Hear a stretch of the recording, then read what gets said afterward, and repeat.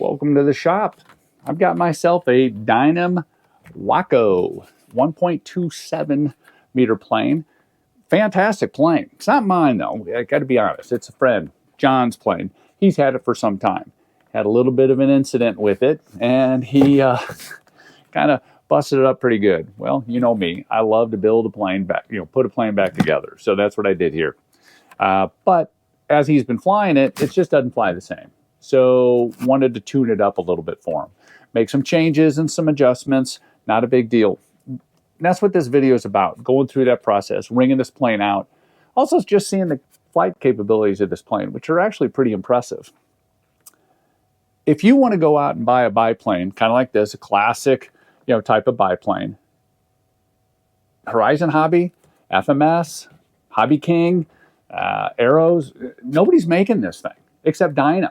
I know Dynam gets sometimes a bad rap, but I had a lot of flights in this plane. No issues with servos, power.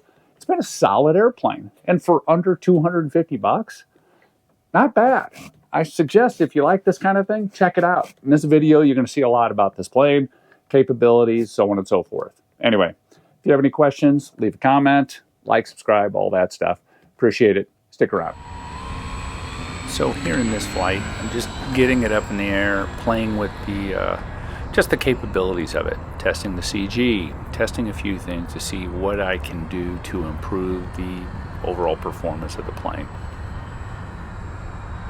I'm going to go full rates and see what that does.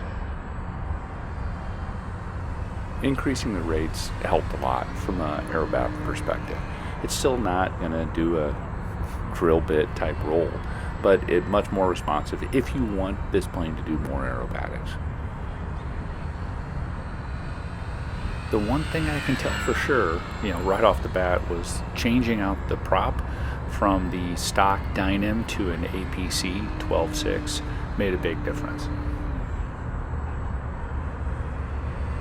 The other thing, this plane is very efficient. You could get a lot of flying in on I'm flying with an HRB 3300 4S, and with just a little bit of throttle management, it does incredibly well. I think the CG could come back even a little further.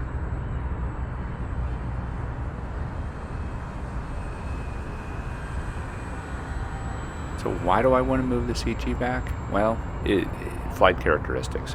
When you start playing around with the center of gravity, you'll notice the plane will fly a little different. Sometimes flies much better. Sometimes flies like crap. So it's kind of a balance, and I'll continue to play with the CG, do inverted tests to get it where I want it to go. A word of caution about moving the CG back. You move it back too far, your plane will be unflyable and it will crash. So it's a very gradual process.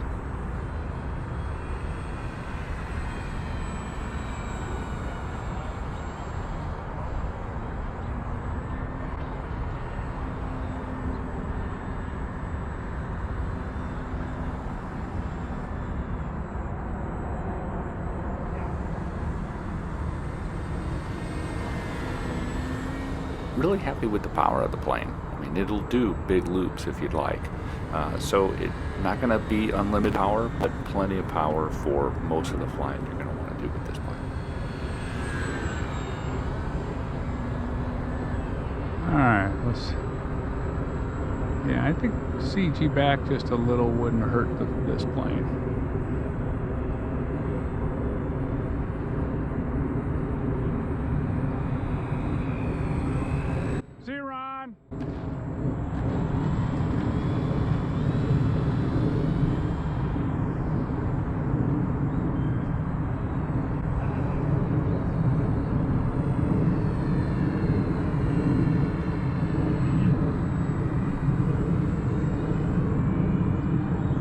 Yeah, I'm going to move the CG back just a hair.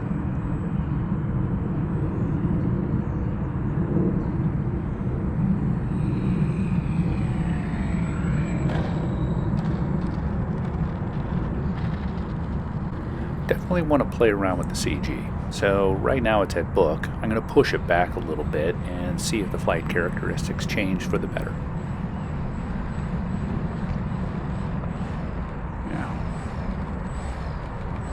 Truth is, he's got a ton of weight in the nose of this plane, so I could probably remove some of that, but for now, I'm just gonna pop this out, push the battery back.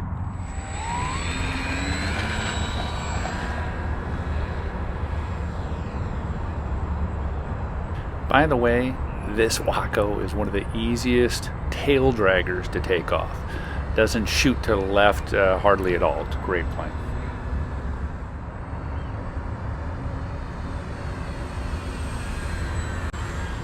Now the CG's moved back a little. I'm going to play around, maybe do a few tests, do some maneuvers, and just get a feel for her. See if that made a difference.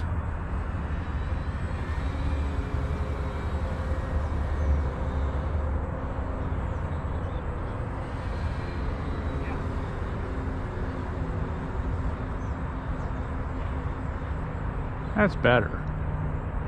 See how she lands. All that weight that she doesn't need.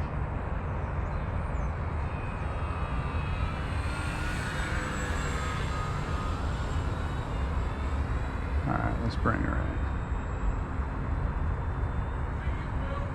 See you, Bob!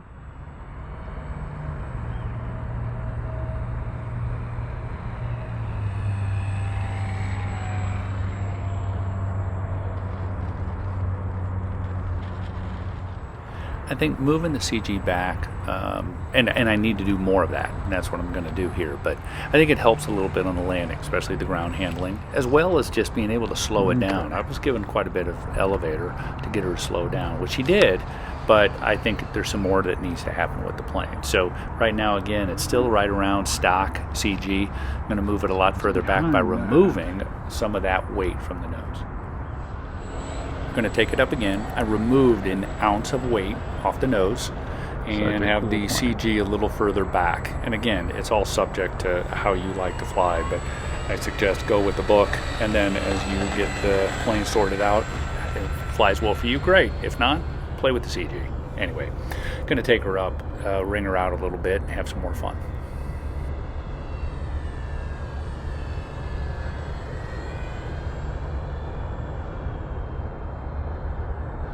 The colors it just looks fantastic.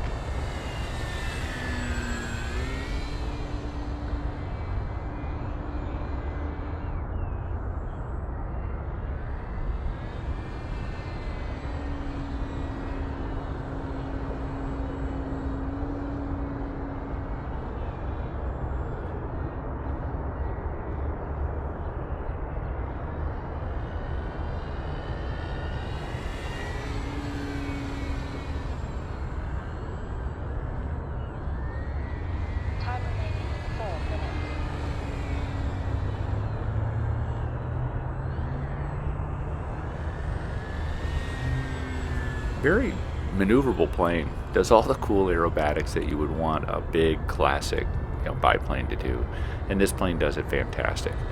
By pushing that CG back a little bit, and I know I talk about it a lot because it's a big part of how these planes fly, but I wanted to land a little slower instead of coming in like a rocket.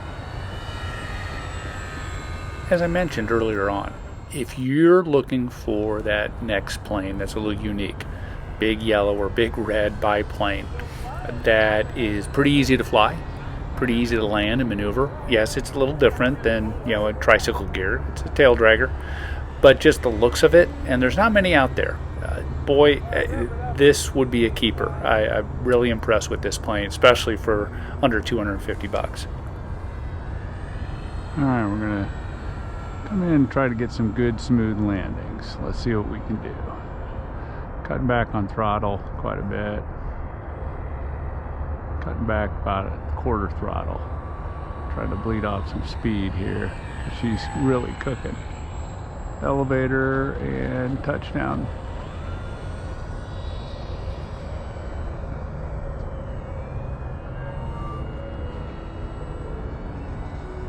Let's try this again.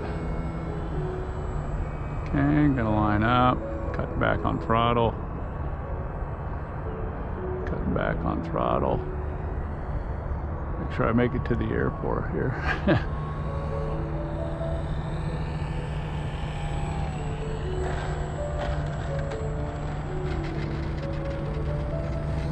All right, lining up. Slowing down. Feeding elevator. That one wasn't bad. Stick the tail. Slow down. There we go. Easy as pie, right? Thanks for watching the video. Hope you enjoyed it. Hope you learned something. Have a great day.